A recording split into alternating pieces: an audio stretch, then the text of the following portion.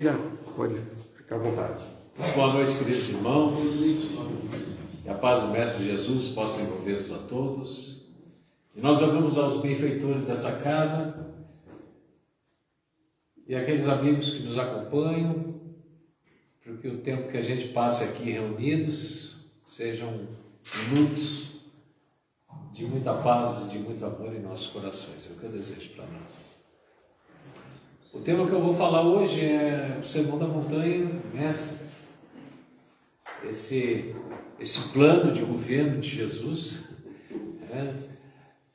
o Haroldo Dutra diz que os políticos antes das eleições eles têm um plano de governo, né? Eles apresentam um plano de governo, daí ele diz, o plano de governo de Jesus é o Sermão da Montanha. O Sermão da Montanha ele tem um impacto tão grande na nossa vida, como cristãos. Eu vou contar uma história para vocês.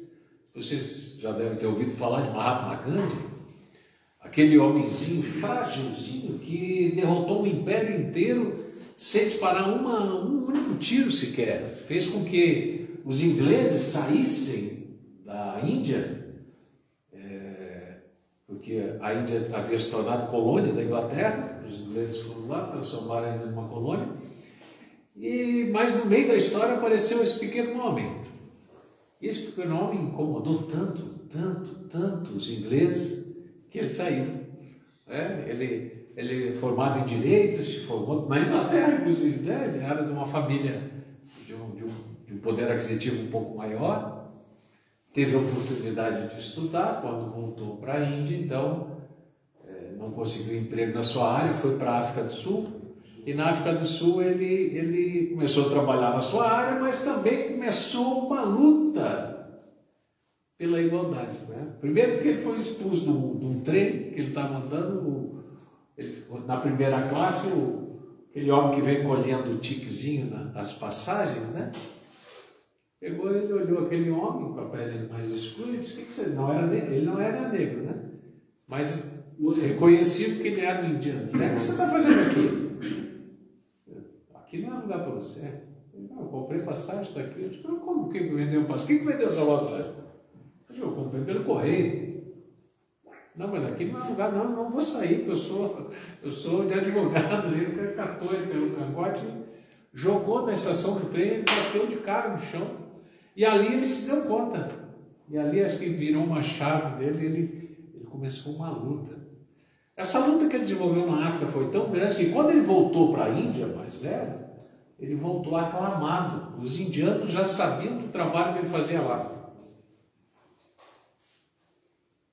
E aí ele volta e é chamado, né, então, por Mahatma, que quer dizer grande alma.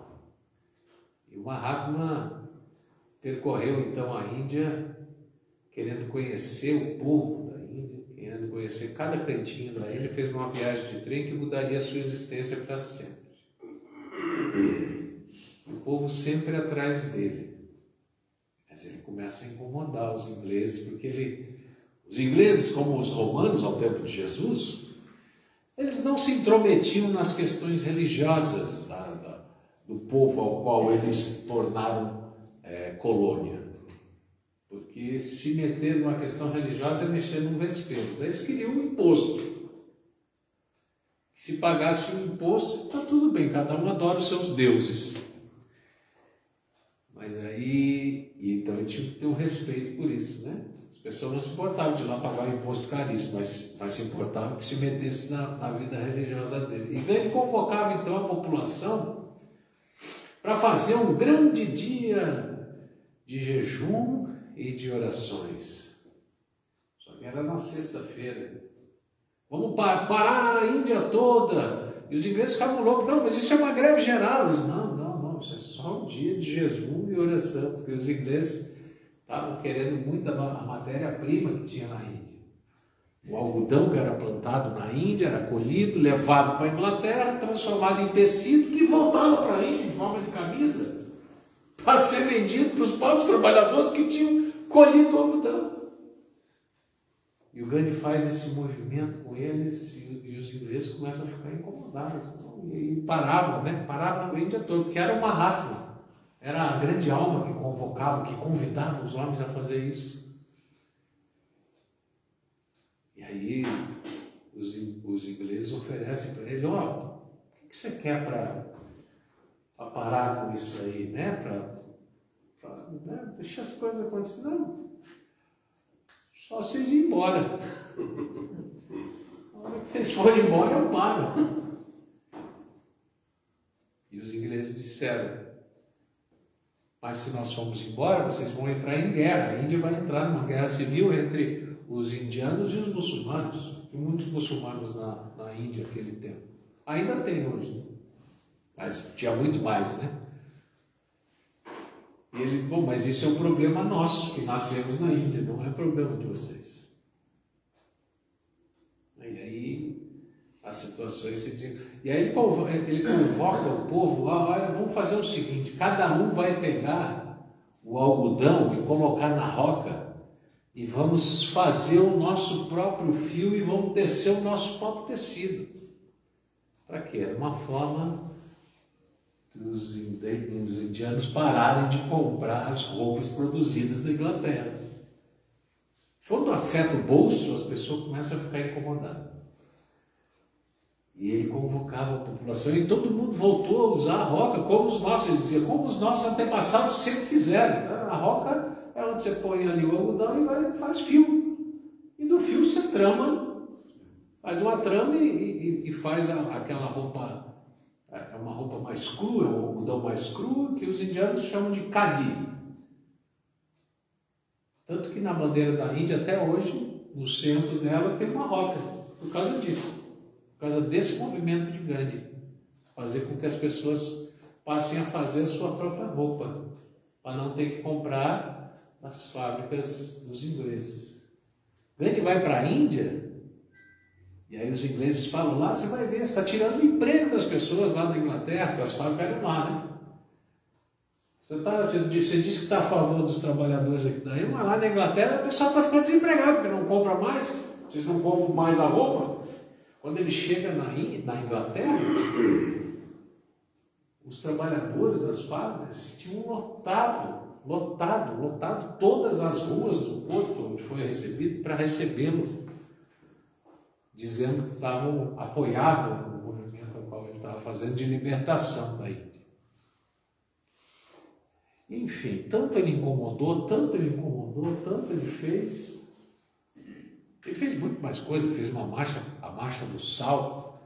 Os ingleses tinham uma lei, os ingleses colocaram que ninguém podia fazer o seu próprio sal, tinha que comprar o sal fabricado, o sal de fábrica, porque as indústrias precisavam de gente para comprar. Então tinha uma lei. E o Gandhi disse, não, sal eu vou ensinar vocês a fazer sal. E ele faz uma marcha, ele sai do seu ashram, o lugar onde ele morava, e vai até o mar, ele atravessa a Índia, então uma caminhada. Ele saiu dali com umas 9 pessoas, uns 9 amigos atrás dele, chegaram lá do outro lado, no oceano, tinham quase 9.000 pessoas atrás dele. E eles se colocaram e ele mandou acender fogueira na beira do mar, todo mundo ia lá, pegava uma panela de água do mar, botava para esquentar, evaporou, ele disse, tá sal aí, pode pegar e salgar a carne. E aí os ingleses mandavam prender todo mundo, batiam todo mundo, e prendiam, e ele dizia, se deixem prender e não revidem, que era a lei da não violência. Se deixem prender, é uma desobediência civil. O que acontece? Lotava os presídios ingleses, e agora, vamos fazer o quê? Como é que vão dar comida? Aí eles diziam, então solta todo mundo de novo. E aí soltava todo mundo, depois prendiam de grande, foi preso 18 vezes, né? Nessa luta através da desobediência civil e a não violência. E aí, numa dessas vezes, um guarda bateu nele, os ingleses já estavam nervosos com ele, né? E o guarda deu um cacetete nele e ele caiu no chão. Ele caiu no chão, respirou, levantou, limpou o sangue, né? Em silêncio, baixou a cabeça e o guarda deu de novo. Bateu de novo, ele caiu de novo. Ele se levantou, se recompôs, e o guarda já envergonhado pelo aquilo que tinha feito, diante da dignidade daquele homem. Aí o covarde sempre faz isso, né? E aí ele fala assim, ele transfere a covardia dele para o outro, né? Quem que te ensinou a ser tão covarde? E o grande apontou para o pescoço dele. Esse aí que está no teu pescoço, tinha um crucifixo. Foi esse aí que me ensinou. Era um homem impressionante. Quando os ingleses saíram, realmente teve uma guerra. Os ingleses saíram e muçulmanos, indianos, hinduístas entraram em guerra, né? E aí, quando a guerra estourou pela Índia toda, Gandhi fez uma das suas últimas greves de fome. Fez uma greve de fome que, enquanto não parasse a guerra, ele não ia voltar a se alimentar. E ele ficou mais de 20 dias sem comer.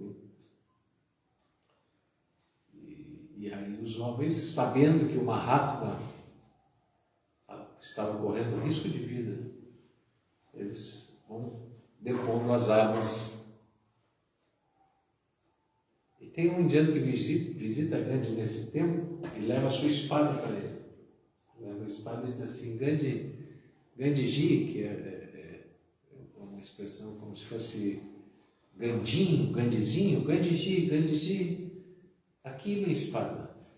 Eu já matei muitos homens. Nessa guerra eu matei todos os muçulmanos que aparecem na minha frente. Essa espada já atravessou muitos corpos muçulmanos. Mas eu não vou mais estar aqui. Por favor, porque eu posso carregar a morte deles nas minhas costas, mas a sua eu não posso carregar. Por favor, para essa greve de fome. Ele olha para ele e diz, por que você tem tanta raiva? Ele diz, porque o muçulmano matou o meu filho.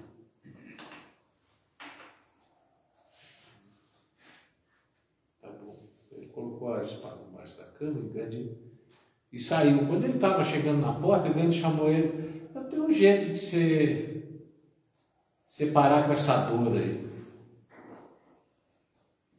Sim, Gandhiji, como? Você é fácil. Você vai na rua, você encontra uma criança que perdeu os pais na guerra e pega ela e cuida dela como se fosse o seu próprio filho. E a sua dor vai passar. Sim, Gandhiji, eu vou fazer isso. Mas tem um detalhe. Sim, a criança tem que ser muçulmana. Senão não vai dar certo. Então esse era esse pequeno homem de uma força espiritual incrível, como todo ser humano, capaz de realizações incríveis. Eu trago um pouquinho da história dele aqui, porque ele diz algo impressionante do ponto de vista de nós cristãos. Porque ele não é cristão. Ele era hinduísta. E ele diz, se todos os livros sagrados da humanidade, se todos os livros religiosos, se tudo que já foi escrito sobre religião no mundo se perdesse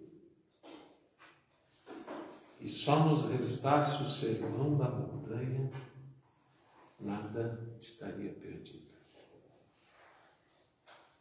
Olha, é impressionante isso dito por um hinduísta, uma pessoa de outra religião, de outra crença, mas porém com a cabeça aberta, né, para ler as palavras de outros. Se todos os livros religiosos do mundo se perdesse, tudo que já foi escrito se perdesse, e só nos restasse o sermão da montanha, nada estaria perdido. Mas afinal, o que fala esse sermão de tão significativo? ao ponto de eu dizer que ele é o programa de governo de Jesus. Jesus começa, diz o Evangelho de Mateus, então ele subiu ao monte, abriu a sua boca e começou a dizer: bem-aventurados os pobres de espírito, porque deles é o reino dos céus. Bem-aventurados os que sofrem, porque serão consolados. Bem-aventurados os que têm fome, têm sede de justiça, porque serão saciados. Bem-aventurados os brandos e pacíficos, que eles herdarão a terra. Bem-aventurados os puros de coração, porque eles verão a Deus. Ele começa o sermão assim, com as bem-aventuranças. Alguém sabe o que é bem-aventurança?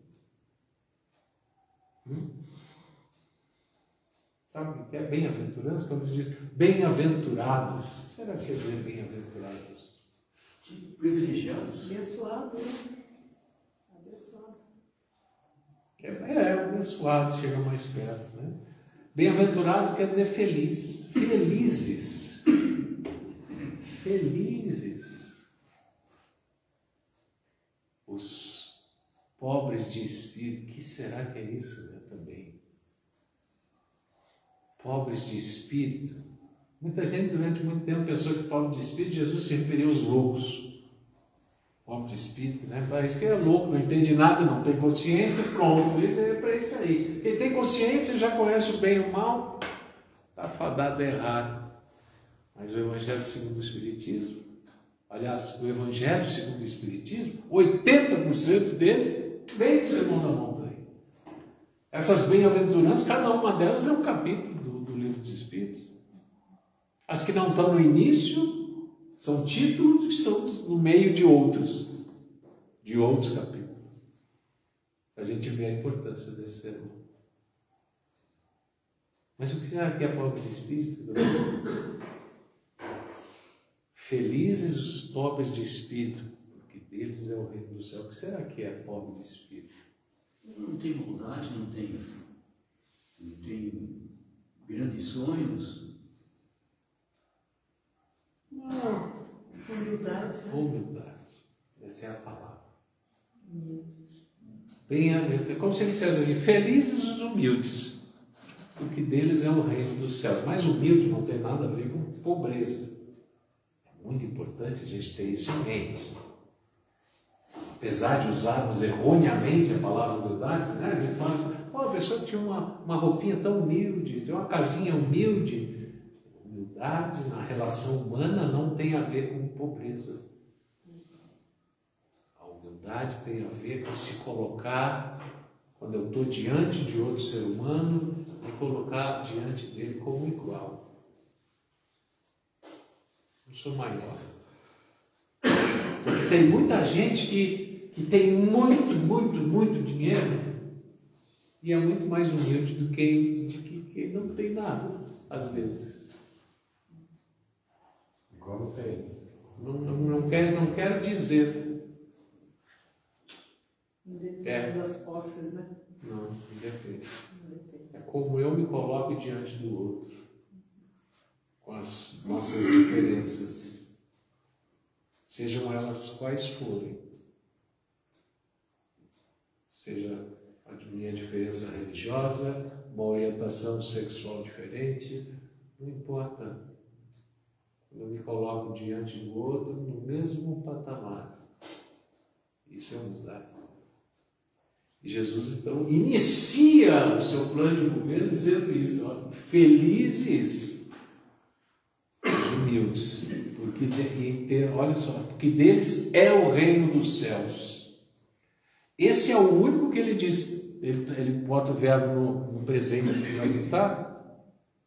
Todas as outras bem-aventuranças estão no futuro. Verão a Deus, herdarão a terra, serão. Tudo está para frente. Verão a Deus, herdarão, serão saciados. A humildade humildade, feliz do humilde, porque deles eu já estou. Quando eu estou nele, então já é uma dica para a gente, como é que a gente se torna no mundo. Como é que a gente pode ser feliz aqui nesse mundo. Já está abrindo o sermão dessa forma. Mais tarde Jesus diz: o reino dos céus está dentro de vós. Dos estudos que faço desse tema, eu percebo que Jesus nos dá, e aí é algo que a partir das minhas percepções eu gostaria de trazer hoje aqui, um olhar sobre 4 caminhos que Jesus nos dá para percorrermos a partir do sermão para vivermos felizes aqui na Terra. Porque ele nos ensina ali 4 direções. Claro, tem mais coisas, se a gente estudar por outros viés, mas eu vou trazer 4 aqui. O primeiro deles é a nossa relação com o Criador. Que ele nos ensina ali. Depois que ele termina as bem-aventuranças, ele vai mais adiante. O Sermão da Montanha, gente, tem 3 folhas, são 3 páginas. Claro, uma Bíblia normal, né? Se for, hoje tem uma Bíbliazinha pequenininha, já viu? Essa deve ser umas 10. Mas, que aí tem os evangelhos, né? Pequenininhas. Mas uma dessa tamanho aqui são 3 folhas. 3 páginas. É curtinho o sermão. Sucinto. Então, a nossa relação com o Criador, ele diz assim: quando fores orar, vai até o teu quarto, tranca a tua porta e entra em contato direto com o Criador. Quando fores orar, fazei assim. Não precisa de subterfúgio, não precisa de ninguém no meio do caminho. É uma conexão de cada um com o Pai. A nossa conexão é direta, de coração para coração. Eu não preciso de ninguém que fale por mim, que chegue até lá. Eu preciso estar imbuído de humildade para ver a grandeza do Criador. E a humildade requer reconhecimento e gratidão. Reconhecimento e gratidão desse ser absoluto que é o Criador. Que nós não temos como defini-lo, porque ele é um absoluto. Ele é um, nós somos o 0, alguma coisa, e nós nunca vamos chegar no 1. Por mais decimais que a gente coloque atrás dessa vírgula, nós nunca vamos chegar a ser 1. Porque é o absoluto. Mas nós temos uma conexão com ele. Vai até o teu quarto, fecha a tua porta, desconecta direto com ele. Está nos dando aí um caminho. Faz a tua forma de ser. E uma oração nunca se perde. Ela sempre vai chegar em alguém. Ela sempre vai ter alguém que está escutando. Tem que fazer com o coração desse lugar. O segundo caminho que ele nos dá é a nossa relação com o outro. Nossa relação com o próximo. Nossa relação com o próximo, ele diz assim: antes de ires até o templo fazer a tua oferenda, verifica antes se você não tem nenhum inimigo. Vai lá e te reconcilia com ele. Depois você vem aqui fazer a oferenda. Está escrito assim: depois faz a tua oferenda. A oferenda era assim: se matava de pombo até cordeiros para se sacrificar no altar do templo. Em volta do templo tinha uma valeta, mais ou menos dessa altura, assim, só para correr o sangue de tantos animais que eram sacrificados em época de festa. Era tanto que o sangue corria por uma valeta. Quanto maior o pecado, maior o animal. Ou quanto maior fosse a vontade que eu tivesse de mostrar para o outro o quanto eu adorava a Deus, aí eu pagava um animal mais caro. Ou assim como tem aquele que dá, mais tarde iria dar o dízimo mais alto para mostrar o quanto ele teme ou ama a Deus. Mas Jesus já dá um caminho, ele diz, olha, isso aí não interessa. Antes de você fazer a sua oferenda, e ali se você não tem nenhum inimigo, vai lá e se reconcilia com ele. Ele vai dizer, ó, tendes ouvido o que foi dito aos antigos, no mesmo sermão. Amarás os teus amigos, os teus familiares e odiarás os teus inimigos. Eu, porém, vos digo, ama também os teus inimigos. Claro que a gente nunca vai conseguir amar um inimigo como ama um filho, a não ser que a gente já esteja num lugar espiritual que a gente ame a humanidade, qualquer ser humano para nós. Mas ele disse isso. Porque se você amar só aqueles que te amam, os publicanos fazem a mesma coisa. O que você faz a mais do que eles? Tem que amar teus inimigos também. Amar o inimigo pode ser, pelo menos, eu me colocar no mesmo patamar que ele. E ele diz ainda sobre a nossa convivência com outros seres humanos, ele diz, reconcilia-te com o teu inimigo enquanto caminhas ao seu lado. Reconcilia-te com o teu inimigo, o teu desafeto, enquanto caminhas ao teu lado. Isso serve muito para nós, que podemos entender como espíritas isso. Reconcilia-te com os teus desafetos enquanto você está morando embaixo da mesmo teto, nessa existência, porque depois pode ser tarde demais. Reconcilia-te com o teu desafeto enquanto você está reencarnado no mesmo sistema familiar. Que depois pode ser mais difícil. Esse nó pode ficar por muitos e muitos anos, até você ter a oportunidade de reencarnar de novo com esse mesmo povo. Cada um vai para um lado, né? Jesus já nos diz como nos relacionar com o próximo. Jesus nos mostra no sermão como que nós devemos nos relacionar com o futuro.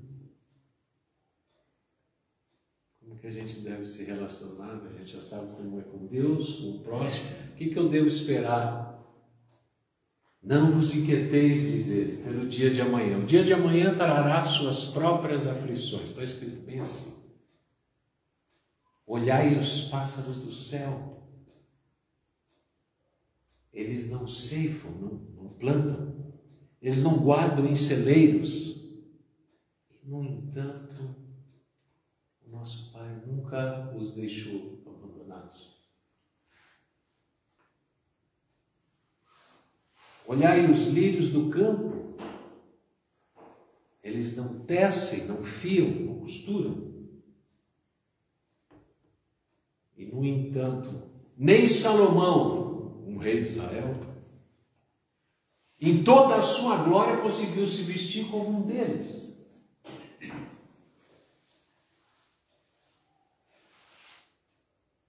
Eu já li esse sermão muitas vezes. Mas tem coisa que só quando a gente vivencia, né? Igual a gente está com as crianças, né? Você explica, que elas não entendem, aí você leva ela lá para fora.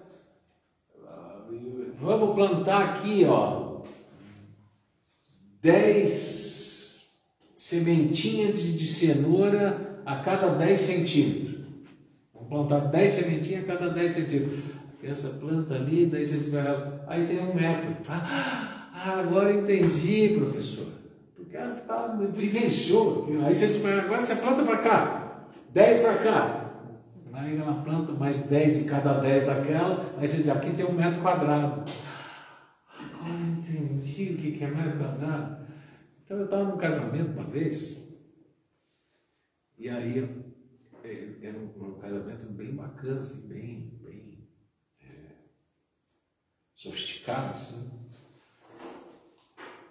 Eu ia dizer chique, mas meu Deus, que nem usa mais essa palavra.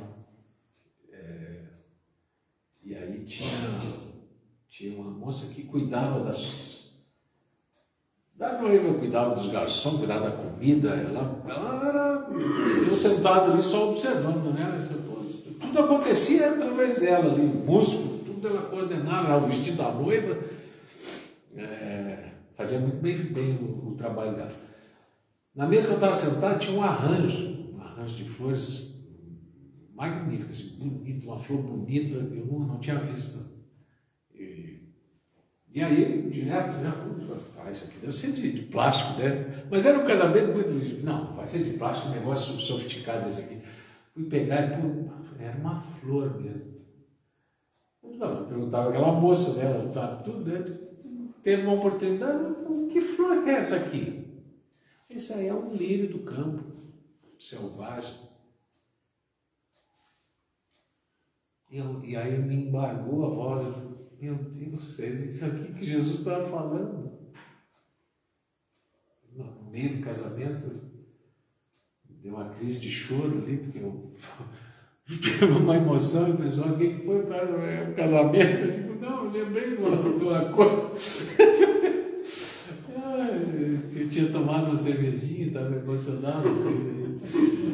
Aí eu falei assim, meu Deus, que impressionante, Jesus, que metáfora, que mestre realmente que era esse homem.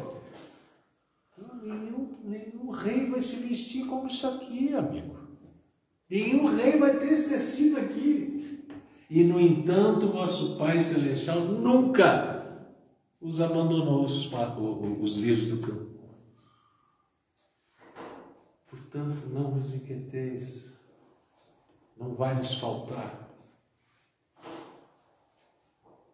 A gente vai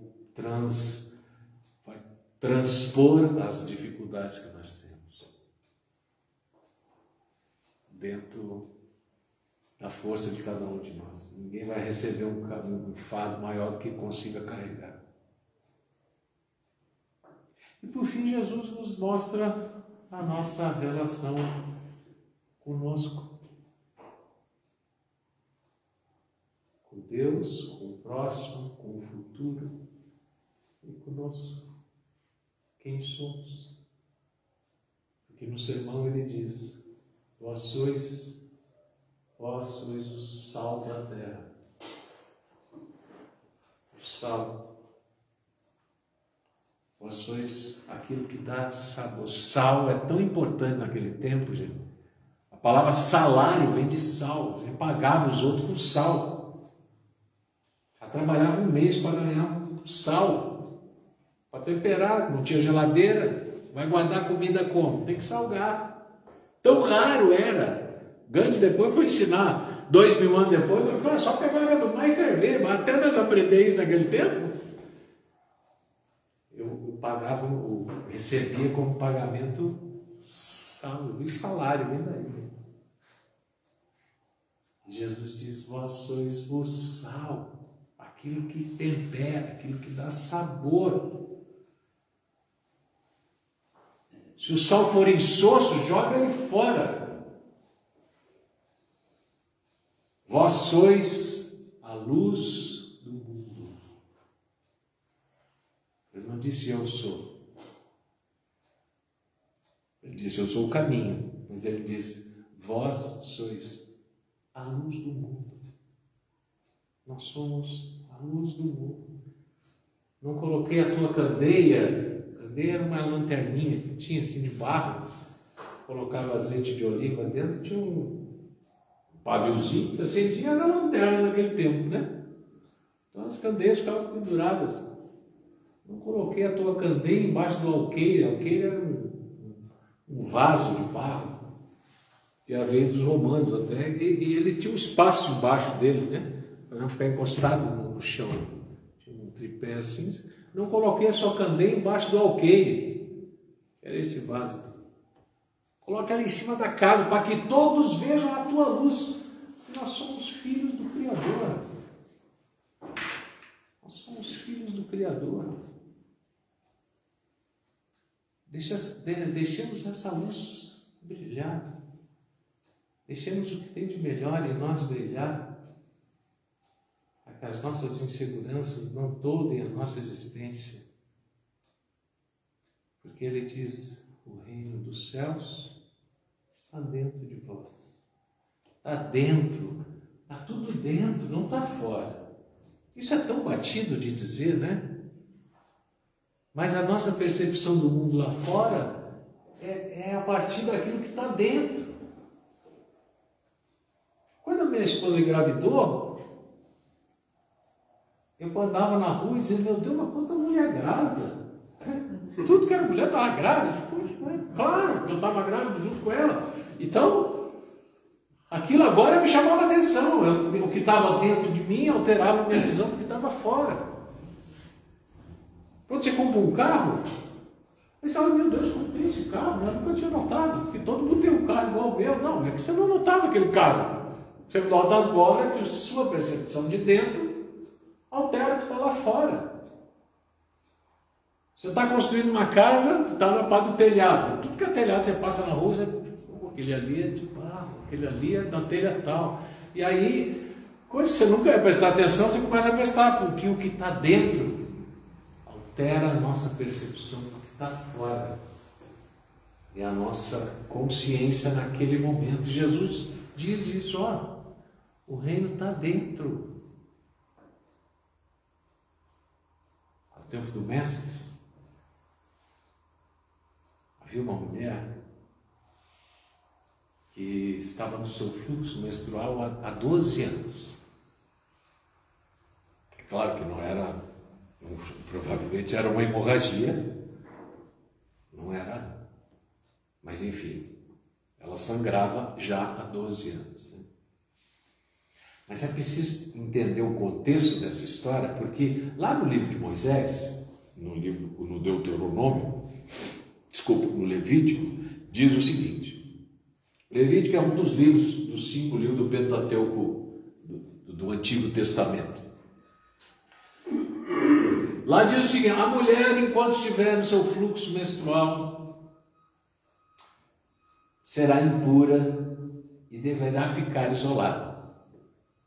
E tudo aquilo que ela tocar se tornará impuro, deverá ser lavado em água e ficará impuro durante 3 dias.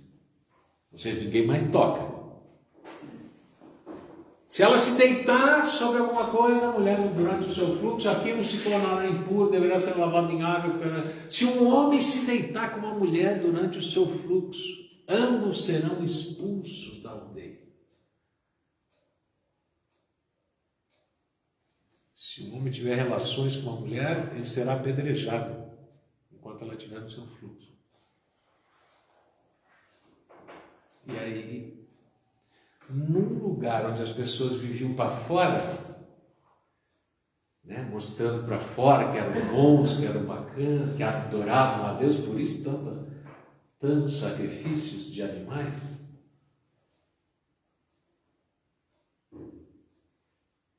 Imagina que ninguém quer ser visto ao lado de uma mulher que está no seu fluxo menstrual, sabe?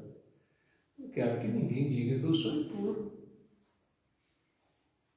Por isso que Jesus chama depois os fariseus de sepulcros caiados, né? Brancos por fora e podres por dentro. Então essa mulher, imagina, estava sozinha há 12 anos.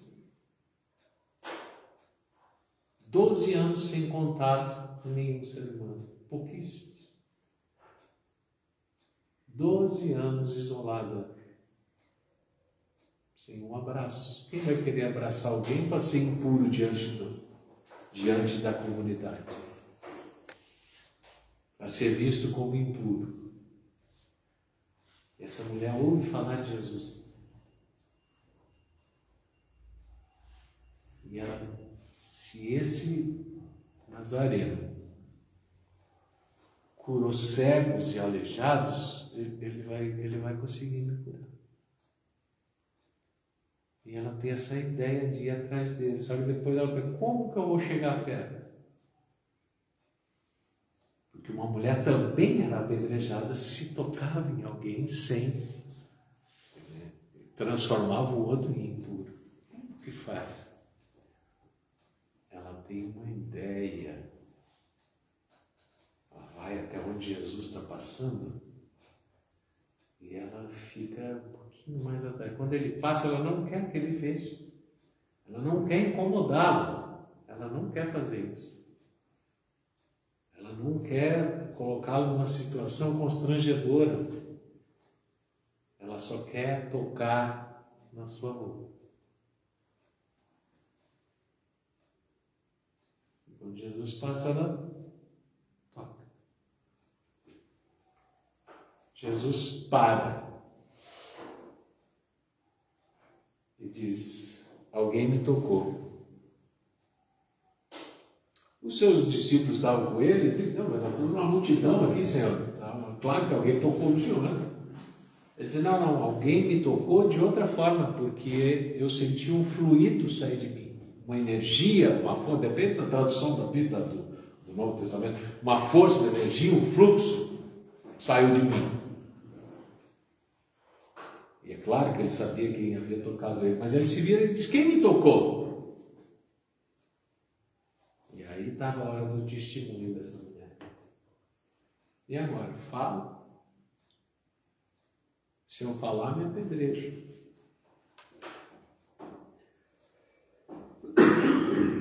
Fui eu. E o mestre vai até ela, levanta a mulher e diz, foi a tua fé que te curou. Não fui eu. Foi você. Foi você. Você, com o que você tem dentro. Esse é o caminho. E é o caminho mais distante do mundo. Da mente, do coração. Da mente até a boca.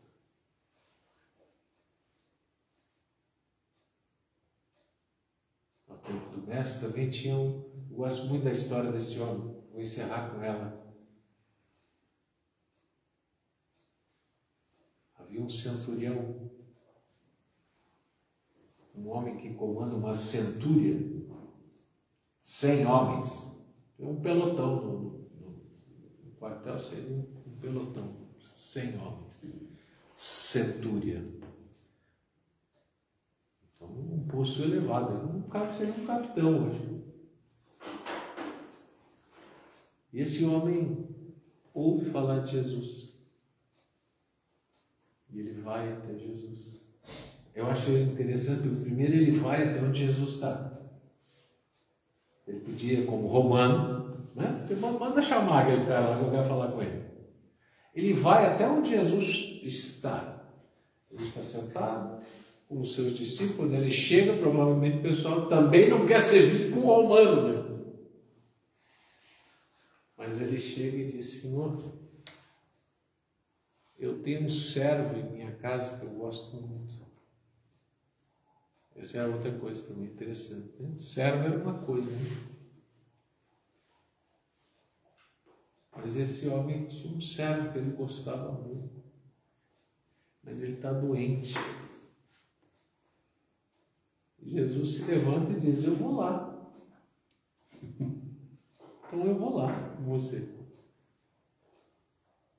E esse centurião olha para ele e entende a situação, vendo os seus discípulos, vendo a situação constrangedora. E ele diz algo que vai ficar gravado para sempre na história. Ele diz: Senhor, eu não sou digno que entreis na minha casa,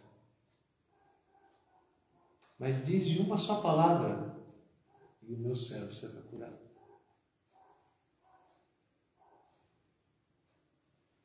Jesus olha para os discípulos dele e diz assim: nem em toda Israel eu vi tamanha fé.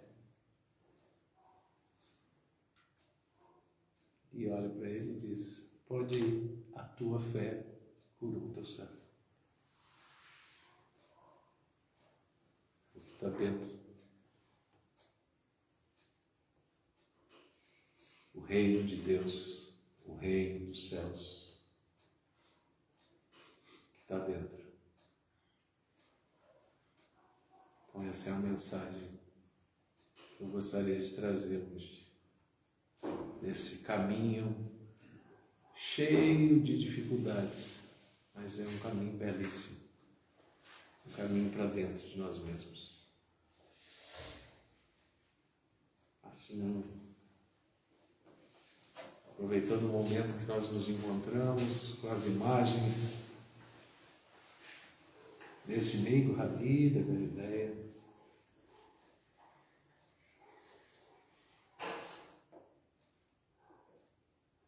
que agora preenche a nossa tela mental. Imaginemos ele no lago de Genezaré, caminhando pelas areias, com os seus pés descalços, caminhando em nossa direção, aproximando-se de nós. E nós, como a mulher hemorroísta de joelhos, com todas as nossas dores, as nossas dificuldades, os nossos problemas, as nossas doenças, os nossos desafetos, com tudo o que carregamos. Como crianças pequenas, somos acolhidos então por esse Mestre.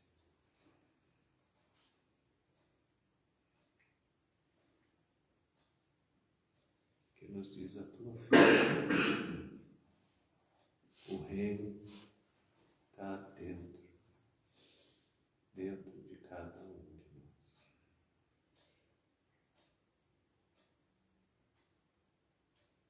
Então, meus irmãos, nesse momento nós só temos a agradecer ao Criador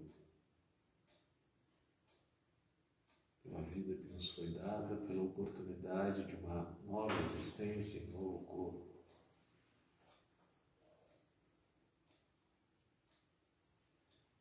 Pelo que comemos, bebemos, pelos nossos amores, presentes ou ausentes.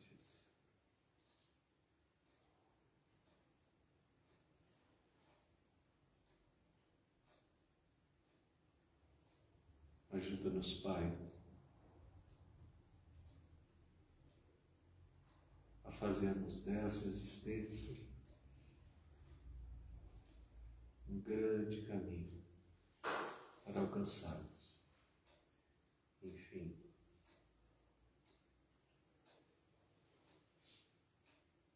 a plenitude de conhecermos a nós mesmos.